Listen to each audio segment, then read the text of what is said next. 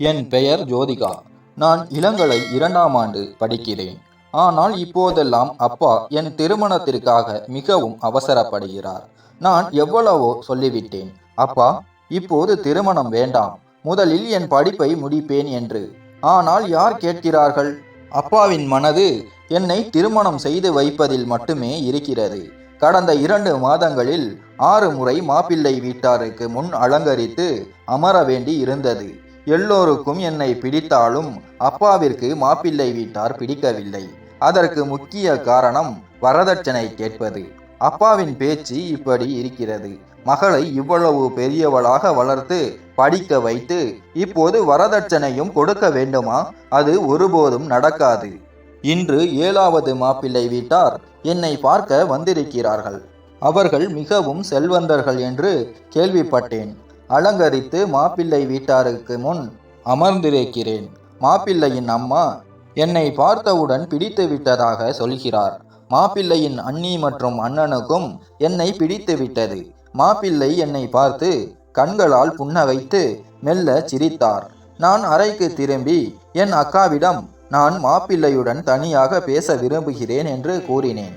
அக்கா சரி என்று சொல்லி சென்று விட்டார். சிறிது நேரத்தில், நீ மாப்பிள்ளையுடன் பேச விரும்பினாய், மொட்டை மாடிக்கு போ, அங்கு பேசிக்கொள் என்று கூறினார்.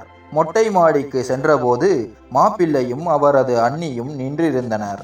நான், அக்கா, நீங்கள் கீழே போங்கள், நான் உங்கள் தம்பியுடன் தனியாக பேச விரும்புகிறேன் என்றேன். அண்ணி சென்று விட்டார். நான் ஒரு படி முன்னே எடுத்து வைத்தவுடன் மாப்பிள்ளை பயத்தில் நடுங்குவது போல் இருந்தார். ஏன் பயப்படுகிறீர்கள்? நான் உங்களை அடிக்கப் போகிறேனா? இதுவரை பெண்களுடன் பேசியதே இல்லையா என்று கேட்டேன். எனது பெயர் பிரதீப், நான் எதுவும் செய்ததில்லை, எப்போதும் வீட்டிலேயே இருக்கிறேன் என்றார். எதுவும் செய்யவில்லையா? இவ்வளவு பெரிய ஆண் இன்னும் அம்மாவின் புடவை தலைப்பில் ஒளிந்திருக்கிறீர்களா என்று கேட்டேன். இல்லை, நான் உடல் நலம் இல்லாதவன், அதனால் அம்மா என்னை அலுவலகத்திற்கு அனுப்புவதில்லை. ஏதாவது கையெழுத்திட வேண்டுமெனில் ஆவணங்களை வீட்டிற்கு கொண்டு வருவார்கள், நான் கையெழுத்து இடுவேன் என்றார். நீங்கள் உடல் நலம் இல்லாதவரா? ஆனால் உங்களை பார்க்க சுகமாக தெரிகிறீர்களே என்றேன். நான் மனிதர்களை பார்த்து மிகவும் பயப்படுகிறேன், யாருடனும் சரியாக பேச முடியாது. அம்மா சொல்கிறார், நான் மனநலம் பாதிக்கப்பட்டவன், மருத்துவரும் அப்படித்தான் சொல்கிறார். எனக்கு மனநல பிரச்சனை உள்ளது, அதனால் எப்போதும் மருந்து சாப்பிட வேண்டும் என்றார். பிரதீப்புடன் பேசிய போது அவர் மனநலம் பாதிக்கப்பட்டவர் என்று தோன்றவில்லை.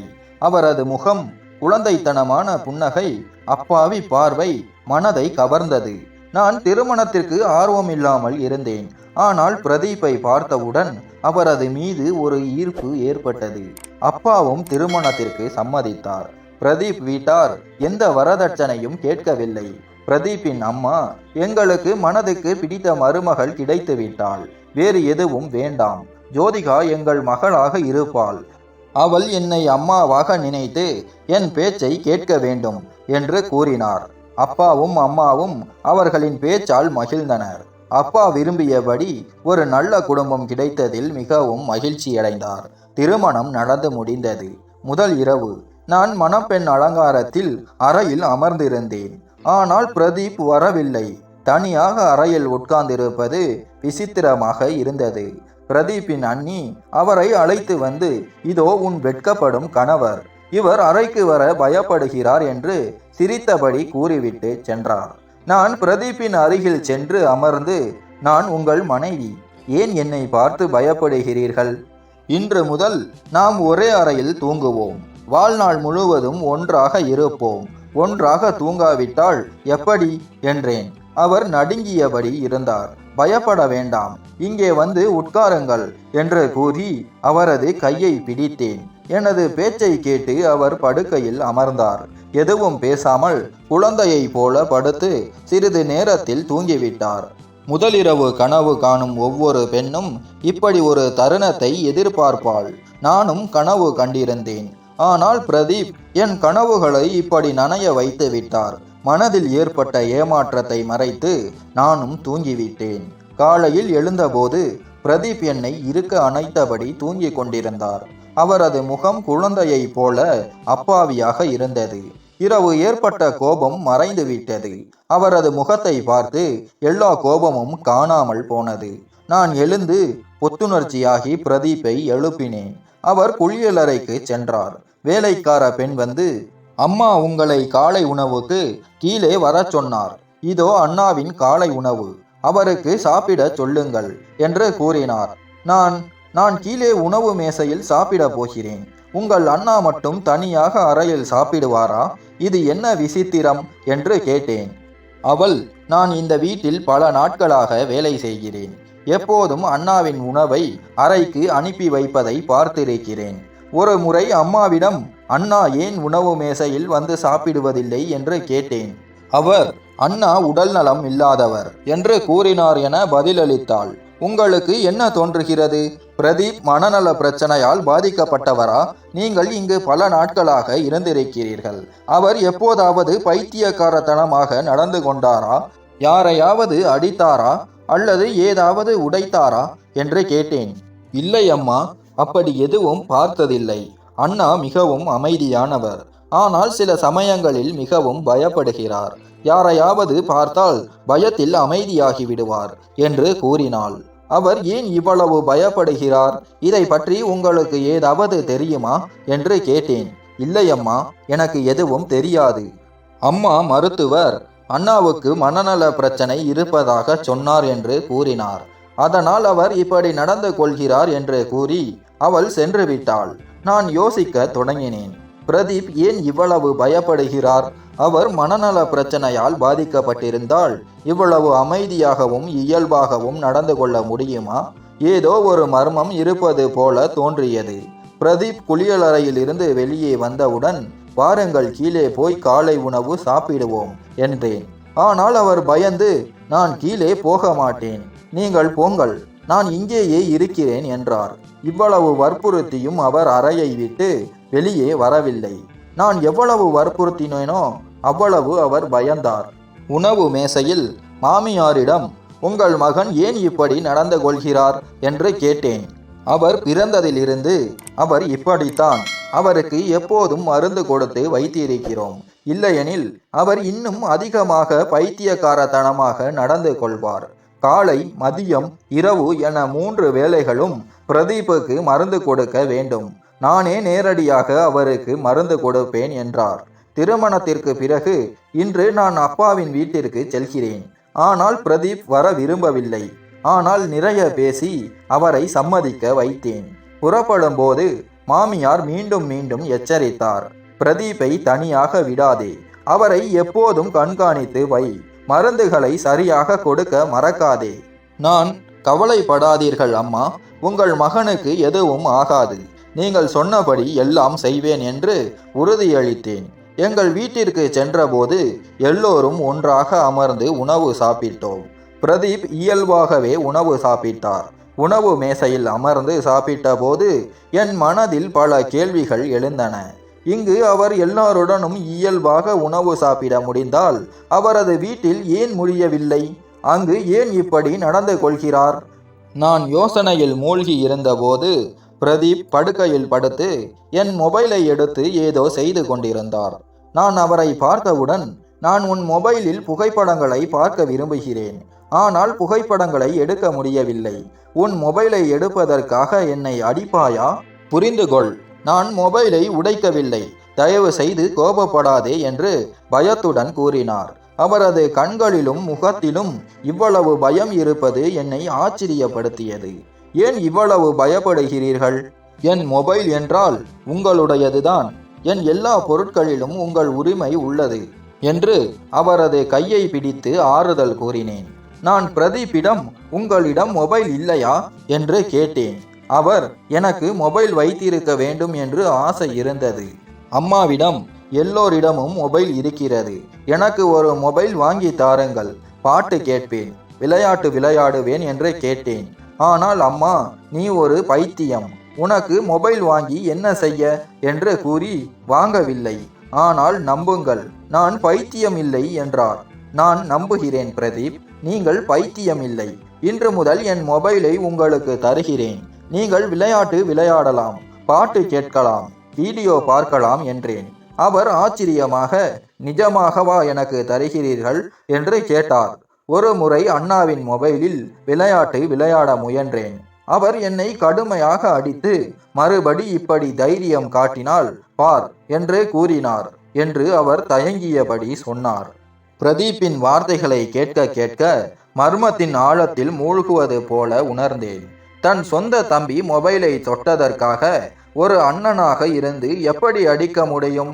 தன் மகனை பைத்தியம் என்று அழைக்கும் ஒரு தாய் அவருக்கு ஒரு மொபைலை வாங்க மறுக்கிறாரா?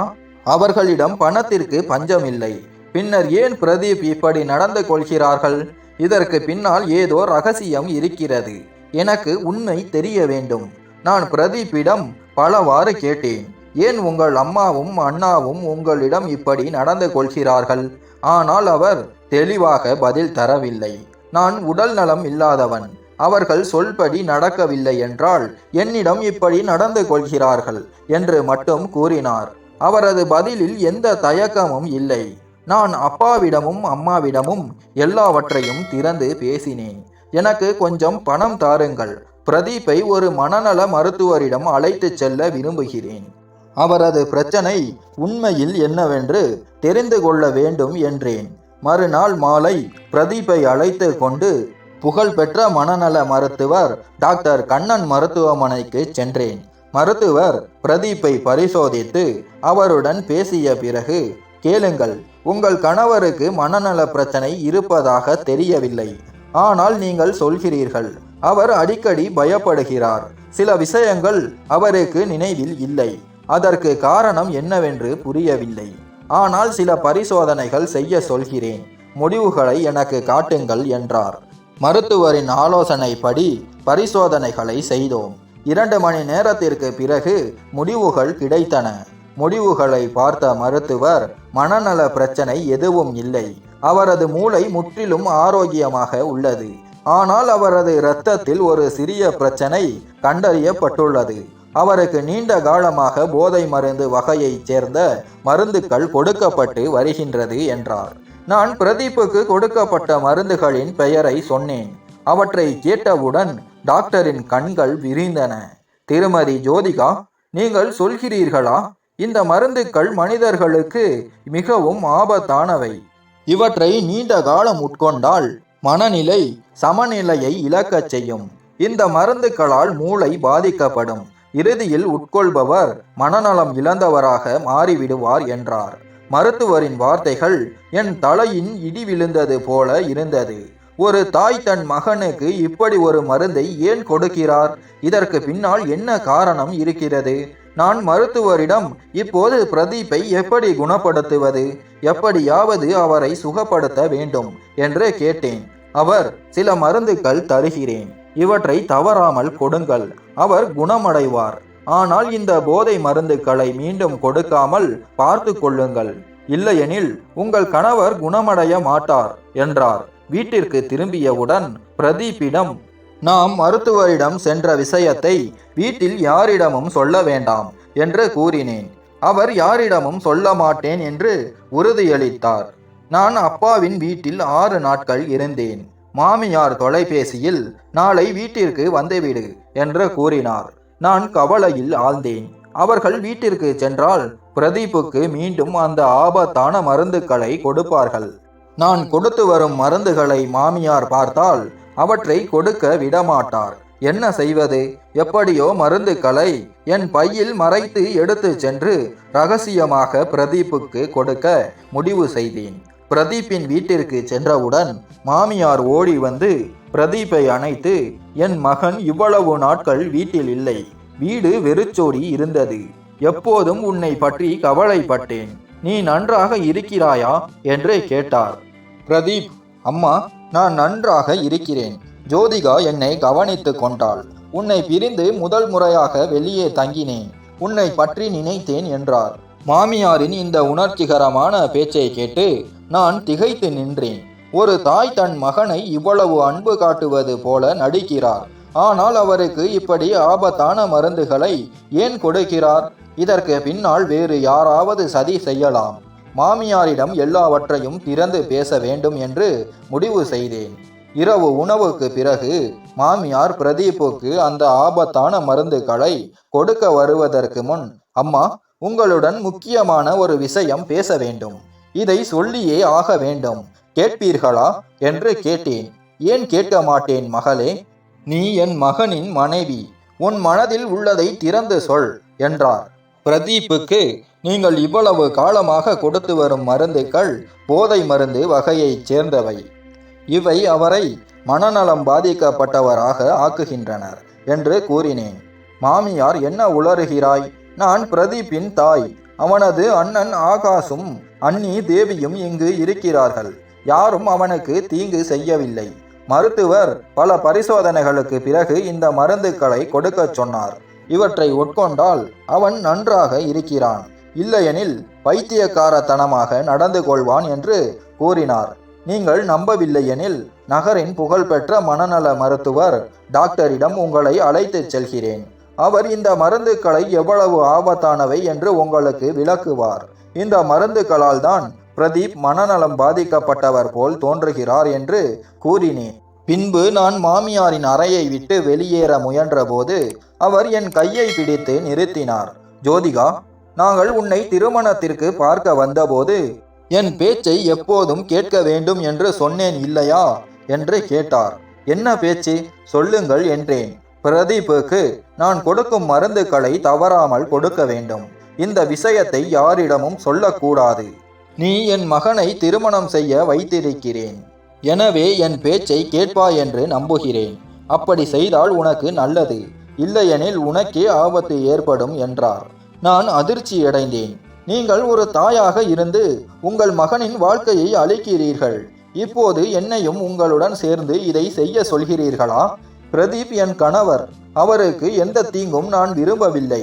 நீங்கள் எனக்கு நல்லது என்று சொல்கிறீர்கள். அது என்ன நல்லது என்று கேட்டேன். நீ என் பேச்சை கேட்டால் வெளியூரில் எங்களுக்கு ஒரு நிலம் உள்ளது. அதை உன் பெயரில் எழுதி தருவேன். அந்த நிலத்தின் மதிப்பு ஏறக்குறைய 50 லட்சம். வேண்டுமெனில் இன்னும் பணம் தருவேன் என்றார். நான், நீங்கள் தருவது பிரதீப் சொத்து. அவரது வாழ்க்கையை அழிக்க நீங்கள் எனக்கு அவரது நிலத்தை தருவீர்களா? நீங்கள் உண்மையில் பிரதீப்பின் தாயா என்று யோசிக்க வேண்டி இருக்கிறது என்றேன். என் பேச்சை கேட்பாயா இல்லையா என்று மாமியார் கடுமையாக கேட்டார். அவரது முகத்தில் ஒரு குரூரமான பாவனை தெரிந்தது. இந்த பெண்ணால் எதையும் செய்ய முடியும். ஒருவேளை அவரது பேச்சை கேட்க மறுத்தால் எனக்கு ஆபத்து ஏற்படலாம் என்று பயந்தேன். நான், சரி, உங்கள் பேச்சை கேட்கிறேன். ஆனால் முதலில் அந்த நிலத்தை என் பெயரில் எழுதி தாருங்கள் என்று கூறினேன். மாமியார், நிச்சயமாக எழுதி தருவேன் என்று உறுதியளித்தார். அறைக்கு திரும்பிய போது பிரதீப் என் மொபைலில் என் புகைப்படங்களை பார்த்து கொண்டிருந்தார். என்னை பார்த்தவுடன் புன்னகையுடன், அன்று நீங்கள் மிகவும் அழகாக இருந்தீர்கள், ஒரு தேவதை போல இருந்தீர்கள் என்றார். நான், நீங்கள் தேவதையை பார்த்திருக்கிறீர்களா? பிறகு எப்படி நான் தேவதை போல இருக்கிறேன் என்று தெரியும் என்று கேட்டேன். தேவதையை பார்க்கவில்லை, ஆனால் தேவதைகள் மிகவும் அழகாக இருப்பார்கள் என்று கேள்விப்பட்டிருக்கிறேன். நீங்கள் அழகாக இருக்கிறீர்கள், அதனால் என் கண்களுக்கு நீங்கள் தேவதை போல தோன்றுகிறீர்கள் என்றார். நான் முதல் முறையாக பிரதீப்பை உன்னிப்பாக பார்த்தேன். நான் அழகு இல்லை, அழகாக இருந்தால் என் கணவர் என்னை காதலித்து அன்பு செய்திருப்பார் என்று கூறினேன். என் வார்த்தைகளை கேட்டு அவர் ஏதோ யோசித்து என் அருகில் வந்து என் கையை பிடித்து, ஜோதிகா, நீங்கள் உண்மையில் மிகவும் அழகு, நான் உங்களை காதலிக்கிறேன் என்றார். பின்பு பிரதீப், ஜோதிகா, நான் முன்பு எல்லோரையும் பார்த்து பயப்படுவேன். ஆனால் இப்போது நீ என் பக்கத்தில் இருக்கும்போது பயம் இல்லை. நீ என்னுடன் இருந்தால் நான் முழுமையாக குணமடைவேன் என்றார். அவரது வார்த்தைகள் என் கண்களில் கண்ணீரை வரவழைத்தன. நான் அவரை இருக்க அணைத்தேன். என் தொடுதலில் பிரதீப் நடுங்கினாலும் அவரது கைகள் என் முதுகில் பதிந்து என்னை இறுக்கமாக அணைத்தன.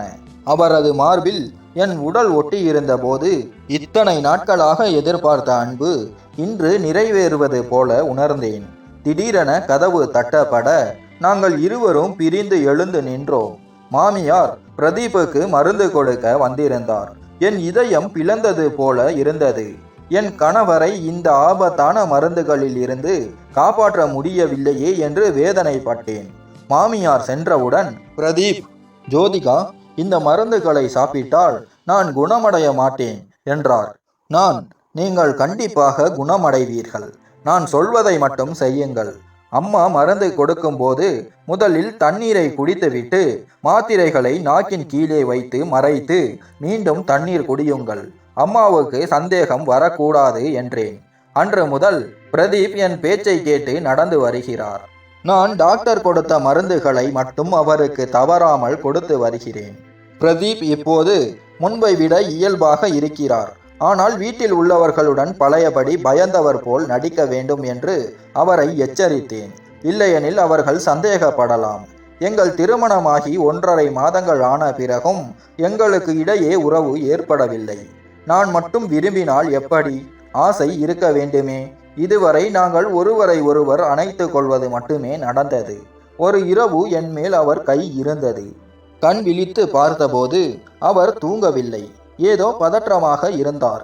என்ன ஆயிற்று என்று கேட்டேன். எதுவும் பேசாமல் அவர் என் இரவை அழகாக்கினார். டாக்டர் கொடுத்த மருந்துகள் கிட்டத்தட்ட முடிந்துவிட்டன.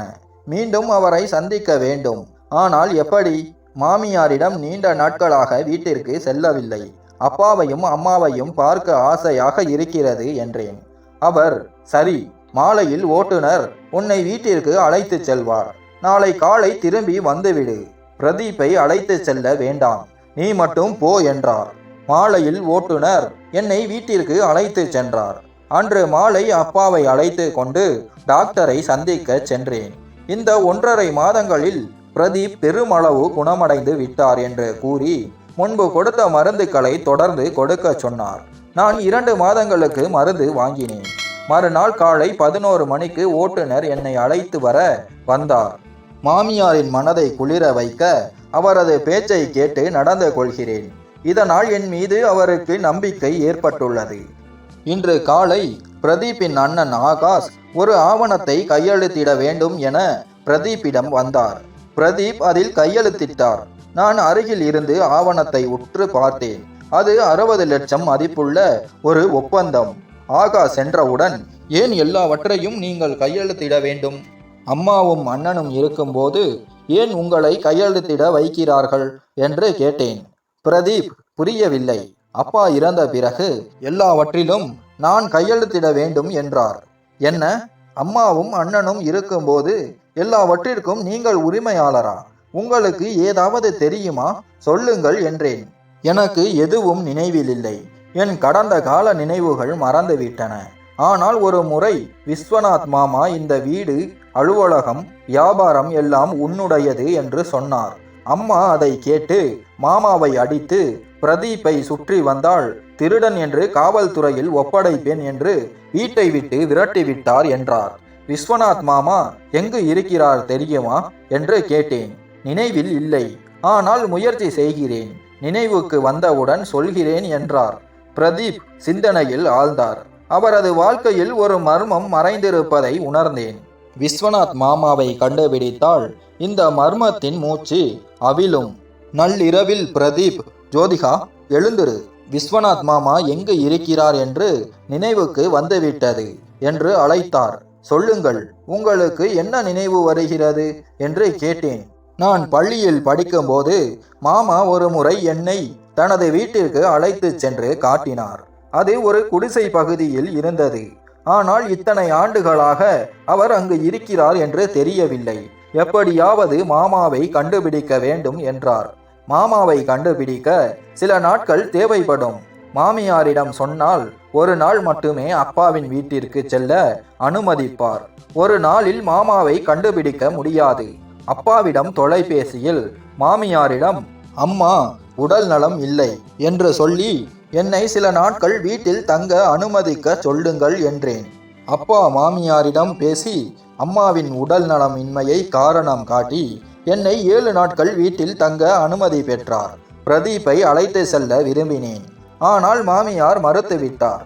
புறப்படுவதற்கு முன் பிரதீப்பிடம் கவனமாக இருங்கள். அவர்களிடம் பழையபடி நடந்து கொள்ளுங்கள். உங்களுக்கு எதுவும் ஆகிவிடக்கூடாது என்று எச்சரித்தேன். பிரதீப்பின் கண்களில் கண்ணீர் ததும்பியது. ஜோதிகா, நீ என்னை தனியாக விட்டுவிட்டு செல்கிறாய். இந்த நாட்கள் உன்னை விட்டு பிரிந்திருப்பது கஷ்டமாக இருக்கிறது. உன்னை தவிர வேறு யாரும் என்னை நேசிப்பதில்லை என்றார். பைத்தியம், ஏன் அழுகிறீர்கள்? நான் உங்களுக்காகத்தான் செல்கிறேன். மாமாவை கண்டுபிடித்தவுடன் 2 நாட்களில் திரும்பி வந்து விடுவேன் என்று ஆறுதல் கூறி அவரை சமாதானப்படுத்தி வீட்டிற்கு சென்றேன். வீட்டிற்கு வந்தவுடன் அப்பாவிடமும் அம்மாவிடமும் எல்லாவற்றையும் விவரித்தேன். அப்பா, நாளை காலை குடிசை பகுதிக்கு செல்கிறோம் என்றார். மறுநாள் காலை உணவு முடித்தவுடன் அப்பாவுடன் குடிசை பகுதிக்கு சென்றோம். பலரிடம் விஸ்வநாத் என்று யாராவது அறிவீர்களா என்று கேட்டோம். ஆனால் யாரும் தகவல் தரவில்லை. அப்பா, இது நீண்ட நாட்களுக்கு முன் நடந்தவை. ஒருவேளை விஸ்வநாத் இங்கிருந்து சென்றிருக்கலாம் என்றார். நான் அப்பாவின் கருத்தை ஏற்க முடியவில்லை. யாராவது ஒருவர் அவரை நினைவில் வைத்திருப்பார். தேவைப்பட்டால் ஒவ்வொரு வீட்டிலும் கேட்கிறேன் என்றேன். காலை 10 மணி முதல் மாலை வரை தேடினோம். அப்பா, இன்று வீட்டிற்கு செல்வோம், நாளை மீண்டும் வந்து தேடுவோம் என்றார். மனதில் 1000 கவலைகளுடன் வீடு திரும்பினேன். விஸ்வநாத்தை கண்டுபிடிக்காவிட்டால் பிரதீப்புக்கு பின் உள்ள மர்மத்திற்கு பின்னால் உள்ள காரணம் என்னவென்று தெரியாமல் போய்விடுமோ? அன்று இரவு மாமாவை கண்டுபிடிக்க முடியாத கவலையிலும் பிரதீப் என்னை விட்டு பிரிந்திருப்பதை நினைத்தும் தூக்கம் வரவில்லை. அவரது கண்ணீர் மல்க கண்கள் என் மனதில் நிழலாடின. பிரதீப்பை நான் மிகவும் நேசிக்கிறேன். அவரும் என்னை நேசிக்கிறார். இல்லையெனில் நான் சில நாட்கள் இல்லை என்று கேட்டவுடன் அழுதிருப்பாரா? அவரை பார்த்தால் யாருக்கும் பரிவு ஏற்படும். ஆனால் அவரது குடும்பத்தினர் அவரை ஏன் மனரீதியாக துன்புறுத்துகிறார்கள்? அவரது குற்றம் என்ன? மறுநாள் காலை அப்பாவிடம் விரைவாக காலை உணவை முடித்து குடிசை பகுதிக்கு செல்வோம் என்றேன். அப்பா, ஏன் இவ்வளவு பதற்றப்படுகிறாய்?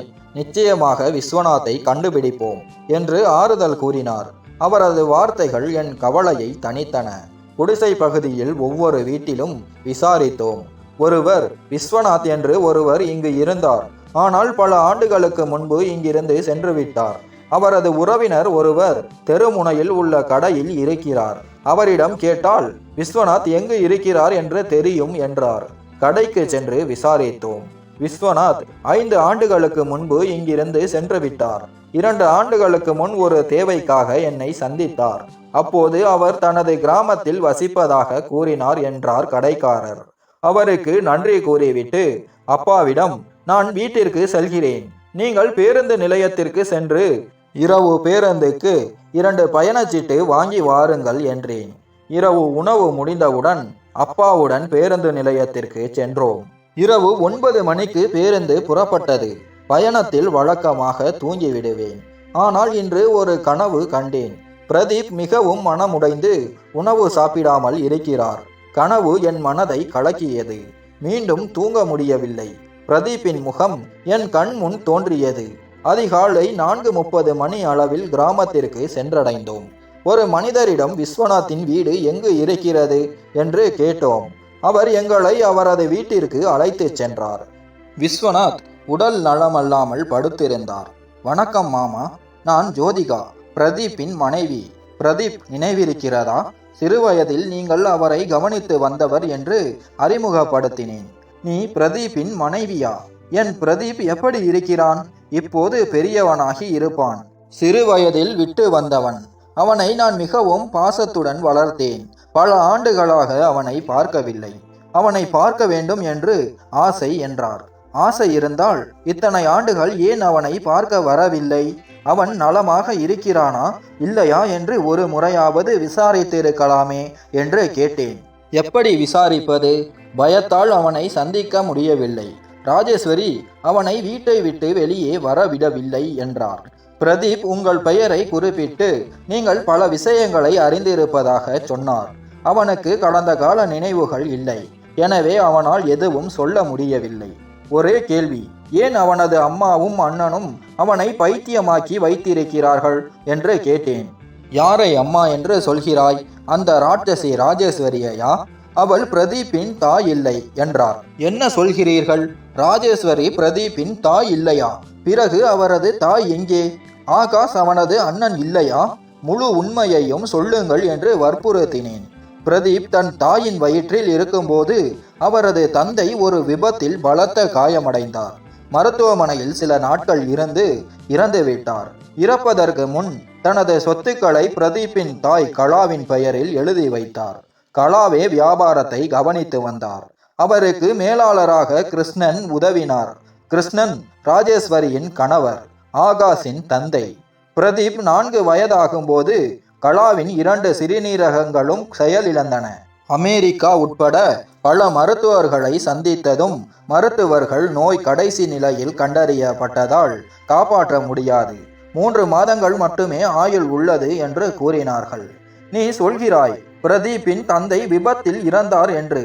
ஆனால் பிரதீப் தான் 9ஆம் வகுப்பு படிக்கும்போது தந்தை இறந்ததாகவும் அதன் பிறகு எல்லாவற்றிலும் தான் கையெழுத்திட வேண்டும் என்றும் சொன்னார். இது எப்படி என்று கேட்டேன். கலா தனது மரணம் நெருங்குவதை உணர்ந்து வழக்கறிஞரை அழைத்து எல்லா சொத்துக்களையும் பிரதீப் பெயரில் எழுதி வைத்தார். வில்லில் எனது வீடு, அலுவலகம், வியாபாரம் ஆகியவற்றை என் ஒரே மகன் பிரதீப்புக்கு எழுதி வைக்கிறேன். அவன் பெரியவனாகி திருமணம் செய்து குழந்தைகள் பிறந்தவுடன் இந்த சொத்துக்களுக்கு அவனே முழு உரிமையாளனாக இருப்பான். அதுவரை கிருஷ்ணன் இவற்றை கவனித்து வருவார் என்று எழுதப்பட்டிருந்தது. பிரதீப் மிகவும் புத்திசாலி மாணவனாக இருந்தான். எல்லா வகுப்பிலும் முதல் மதிப்பெண் பெறுவான். கலா இறந்தபோது என்னை அழைத்து, நான் இருக்கும்போது பிரதீப்பை எப்படி கவனித்து வந்தாயோ நான் இறந்த பிறகும் அப்படியே கவனித்து வளர்ப்பாய் என்று கூறி என்னிடம் ஒப்படைத்தார். நான் அவருக்கு உறுதியளித்தேன். ஆனால் ராஜேஸ்வரி பிரதீப்பின் மேதமையை பார்த்து பொறாமை ஏற்பட்டது. ஆகாஷ் படிப்பில் சிறப்பாக இல்லை. தன் மகன் முன்னேற முடியாத போது வேறு ஒருவரின் மகன் முன்னேறுவதை அவளால் ஏற்க முடியவில்லை. எனவே அவள் பிரதீப்புக்கு அந்த ஆபத்தான மருந்துகளை கொடுக்க ஆரம்பித்தாள். நான் எதிர்த்த போது, நீ ஒரு வேலைக்காரன், உன் வேலையை பார் என்று மிரட்டினாள். கிருஷ்ணன் இதை அறிந்திருந்தாரா என்று கேட்டேன். அவர் ஒரு நல்ல மனிதர். நான் அவரிடம், உங்கள் மனைவியும் மகனும் பிரதீப்புக்கு தீங்கு செய்யும் மருந்துகளை கொடுத்திருக்கிறார்கள் என்று கூறினேன். அவர் ராஜேஸ்வரியையும் ஆகாஷையும் தாக்கி, பிரதீப்புக்கு தீங்கு செய்தால் உங்களை காவல்துறையில் ஒப்படைப்பேன் என்று எச்சரித்தார். ராஜேஸ்வரி தன் தவறை ஒப்புக்கொண்டு மீண்டும் அப்படி செய்ய மாட்டேன் என்று உறுதியளித்தார். ஆனால் சில நாட்களில் கிருஷ்ணன் இறந்து விட்டார். ஒரு இரவு உணவு சாப்பிட்டு தூங்கினார். காலையில் ராஜேஸ்வரியின் அலறலில் எழுந்து பார்த்தபோது அவர் இறந்திருந்தார். ராஜேஸ்வரி அவருக்கு இரத்த அழுத்தம் அதிகமாகி மயங்கிவிட்டார். தண்ணீர் ஊற்றியும் எழவில்லை, இறந்து விட்டார் என்று கூறி ஆகாஷுடன் சேர்ந்து அழுதாள். ஆனால் எனக்கு சந்தேகம் ஏற்பட்டது. கிருஷ்ணனுக்கு இரத்த அழுத்த பிரச்சனை இருந்ததில்லை. அவர் கொலை செய்யப்பட்டிருக்கலாம் என்று நினைக்கிறேன். ராஜேஸ்வரி பணத்திற்காக எதையும் செய்யக்கூடியவள் என்றார். நாம் காவல்துறையிடம் எல்லாவற்றையும் சொல்ல வேண்டும். ராஜேஸ்வரியின் ஒரு அநியாயத்திற்கு எதிராக புகார் செய்ய வேண்டும். இத்தனை ஆண்டுகளாக பிரதீப்பை பைத்தியமாக்கி அவனது சொத்துக்களை அபகரித்ததற்கு அவள் தண்டிக்கப்பட வேண்டும். மாமா, எங்களுடன் வாருங்கள் என்றேன். நான் உடல் நலம் இல்லாமல் இருக்கிறேன், எப்படி வருவது என்றார். மாமா, நீங்கள் எங்கள் வீட்டில் தங்கலாம். என் அம்மா உங்களை கவனித்துக் கொள்வார், கவலைப்பட வேண்டாம். பிரதீப் தன் உரிமைகளை மீட்டெடுக்க வேண்டும் என்று விரும்பவில்லையா? அவனுக்கு அநியாயம் செய்தவர்கள் தண்டிக்கப்பட வேண்டும் என்று நினைக்கவில்லையா என்று கேட்டேன். 100 முறை விரும்புகிறேன். அந்த ராட்சசி ராஜேஸ்வரி அவள் மகன் ஆகாஷும் தண்டிக்கப்பட வேண்டும் என்று கூறி என்னுடன் வர சம்மதித்தார். அப்பாவின் அறிமுகமான ஒரு வழக்கறிஞனிடம் ஆலோசனை கேட்டார். அவர் காவல் நிலையத்தில் வழக்கு பதிவு செய்யுங்கள் என்றார். நான், அப்பா, விஸ்வநாத் மாமா மூவரும் காவல் நிலையத்திற்கு சென்றோம். காவல் ஆய்வாளர் விஸ்வநாத்திடம் முழு விவரங்களையும் கேட்டறிந்தார். இவ்வளவு பெரிய அநியாயம் செய்தவர் தப்பிக்க முடியாது. நாளை உங்கள் வீட்டிற்கு சென்று ராஜேஸ்வரியை கைது செய்கிறோம். விசாரணைக்கு பிறகு அவள் குற்றவாளி என நிரூபிக்கப்பட்டால் சட்டம் கடுமையான தண்டனை வழங்கும் என்றார். மறுநாள் நான் பிரதீப்பிடம் திரும்பினேன். மாமியார் என்னிடம் கோபமாக, உன் அம்மா உடல் நலம் இல்லை என்று சொன்னாய், ஆனால் நீ கிராமத்துக்கு சென்றிருக்கிறாய், ஏன் என்று கேட்டார். என்ன சொல்கிறீர்கள்? நான் ஏன் அங்கு செல்வேன் என்று மறுத்தேன். பொய் சொல்லாதே, ஓட்டுநர் உன்னை பேருந்தில் இருந்து இறங்குவதை பார்த்தான். உன் அப்பாவுடனும் ஒரு முதியவரும் இருந்தார் என்றார். நான் பிடிபட்டு விட்டேன். பேச்சை மாற்றி, ஓ, அந்த முதியவர் என் அப்பாவின் உறவினர். இங்கு மருத்துவரிடம் காண்பிக்க வந்திருந்தார். உடல் நலம் மோசமாக இருந்ததால் அவரை பேருந்தில் ஏற்றிவிட சென்றேன். ஆனால் உடல்நிலை மோசமாக இருந்ததால் அவர் திரும்பி எங்களுடன் வந்துவிட்டார் என்று கூறினேன். மாமியார் என் பேச்சை நம்பினார். நான் பிரதீப் அறைக்கு விரைந்தேன். 4 நாட்களாக அவனை பார்க்கவில்லை. அவன் தூங்கிக் கொண்டிருந்தான். அவனது நெற்றியில் முத்தமிட்டேன். அவன் விழித்து, ஜோதிகா, நீ வந்துவிட்டாய். உன்னை விட்டு பிரிந்திருப்பது மிகவும் கஷ்டமாக இருந்தது என்றார். எனக்கும் கஷ்டமாக இருந்தது பிரதீப் என்று கூறி அவனை இறுக்கமாக அணைத்தேன். அவனும் என்னை இறுக்கி பற்றி கொண்டான். விஸ்வநாத் மாமா சொன்னவற்றை பிரதீப்பிடம் விவரித்தேன். நீ இதுவரை அம்மா என்று நினைத்தவள் உன் தாய் இல்லை. உன் தந்தையும் உன் உண்மையான தந்தை இல்லை. உனது பெற்றோர் உயிருடன் இல்லை என்று எல்லாவற்றையும் கூறினேன். என் வார்த்தைகளை கேட்டு அவன் அதிர்ச்சியில் உறைந்து கண்ணீர் மல்கினான். மனம் உடைந்து விடாதீர்கள். நான் உங்களுடன் இருக்கிறேன். உங்களை கணவராக பெற்றதற்கு நான் பாக்கியவதியாக உணர்கிறேன் என்று ஆறுதல் கூறினேன். அவர் கண்ணீரை துடைத்து, ஜோதிகா, உன்னை மிகவும் நேசிக்கிறேன். நீ இல்லையெனில் நான் பைத்தியமாகவே இறந்திருப்பேன் என்று கூறி என்னை மீண்டும் அணைத்தார். அப்பா சிறிது நேரத்தில் காவல்துறையுடன் வருவார். விஸ்வநாத் மாமாவும் வருவார். காவல்துறை உன்னிடம் என்ன கேட்டாலும் உண்மையை தைரியமாக சொல். ராஜேஸ்வரி மிகவும் தந்திரமானவள். அவள் காவல்துறை முன் அழுது பரிதாபப்படுத்தலாம். அவளது நாடகத்தில் மயங்கி விடாதே என்று எச்சரித்தேன். சரி, நீ சொல்வதை செய்கிறேன் என்றார் பிரதீப். காவல்துறையுடன் அப்பாவும் விஸ்வநாத் மாமாவும் வந்தனர். ராஜேஸ்வரியை பார்த்து, ஆய்வாளர், உங்கள் மீது புகார் உள்ளது. நீங்கள் பிரதீப்புக்கு ஆபத்தான மருந்துகளை கொடுத்து அவனை மனநலம் பாதிக்கப்பட்டவனாக வைத்திருக்கிறீர்கள் என்றார். ராஜேஸ்வரி, எல்லாம் பொய். நான் ஏன் என் மகனுக்கு தீங்கு செய்வேன் என்று மறுத்தார். விஸ்வநாத், இவள் பொய் சொல்கிறாள். இவள் பிரதீப்பின் தாய் இல்லை. இவள் மேலாளர் கிருஷ்ணனின் மனைவி. பிரதீப்பின் தாய் கலா. அவனுக்கு 4 வயதாகும் போது இறந்துவிட்டார் என்றார். ஆய்வாளர் பிரதீப்பிடம், நீங்கள் சொல்லுங்கள், இவள் உங்கள் தாயா? இவள் மீது உள்ள புகார்கள் உண்மையா? உங்களுக்கு என்ன துன்பம் செய்தார் என்று கேட்டார். பிரதீப் முதலில் தயங்கினார். பின்னர், எனக்கு உண்மையில் தெரியவில்லை. இவர் என் தாயா இல்லையா? என் குழந்தை பருவ நினைவுகள் இல்லை. இவர் எனக்கு கொடுத்த மருந்துகளால் என் நினைவாற்றல் பலவீனம் ஆகிவிட்டது. ஆனால் ஒரு தாய் தன் மகனுக்கு தீங்கு செய்ய மாட்டாள். இவர் எப்போதும் ஆகாசை மட்டும் பாசமாக பார்த்து வந்தார். என்னை ஒருபோதும் நேசிக்கவில்லை. பைத்தியம் என்று இகழ்ந்தார். ஒரு தாய் இப்படி செய்ய முடியுமா என்றார். பிரதீப்பின் வார்த்தைகளின் பேரில் காவல்துறை ராஜேஸ்வரியையும் ஆகாசையும் கைது செய்து சென்றது. எங்கள் திருமணம் முடிந்து 10 ஆண்டுகள் ஆகிவிட்டன. பிரதீப் இப்போது தாமாகவே வியாபாரத்தையும் அலுவலகத்தையும் கவனித்து வருகிறார். சில சமயங்களில் நானும் அலுவலகத்திற்கு சென்று அவருக்கு உதவுவேன். எங்களுக்கு 2 குழந்தைகள் உள்ளன. அவர் அடிக்கடி, ஜோதிகா, இந்த உலகில் எனக்கு ஆரம்பத்தில் உறவுகள் இல்லை. ஆனால் இறைவன் எனக்கு மனைவியாக உன்னையும் பிள்ளைகளையும் தந்துள்ளார். இப்போது என் பெற்றோராக உன் அப்பாவும் அம்மாவும் எங்களுடன் இருக்கிறார்கள் என்று கூறுவார். விஸ்வநாத் மாமா சில நாட்களுக்கு முன்பு உடல் நலமின்றி இறந்துவிட்டார். அவர் மிகவும் நோய்வாய்ப்பட்டிருந்தார். பிரதீப் அவரை எங்கள் வீட்டில் வைத்து சிகிச்சை அளித்தார். ஆனாலும் அவர் குணமடையவில்லை. பிரதீப் போன்ற தூய மனம் கொண்ட ஒரு மனிதரை கணவராக பெற்றதற்கு நான் என்னை பாக்கியவதியாக உணர்கிறேன். அவர் என்னை மனைவியாக பெற்றதற்கு மகிழ்ச்சி அடைகிறார். நான் சொல்வதையும் விரும்புவதையும் அவர் எப்போதும் நிறைவேற்ற முயல்கிறார். எப்போதும் எங்கள் குடும்பத்தில் சந்தோஷமும் அமைதியும் என்றும் நிலைத்திருக்க இறைவனிடம் வேண்டுகிறேன். இத்துடன் கதை முடிந்தது. கதை பிடித்திருந்தால் லைக் மற்றும் மறக்காமல் நம் சேனலை சப்ஸ்கிரைப் செய்யவும். நன்றி.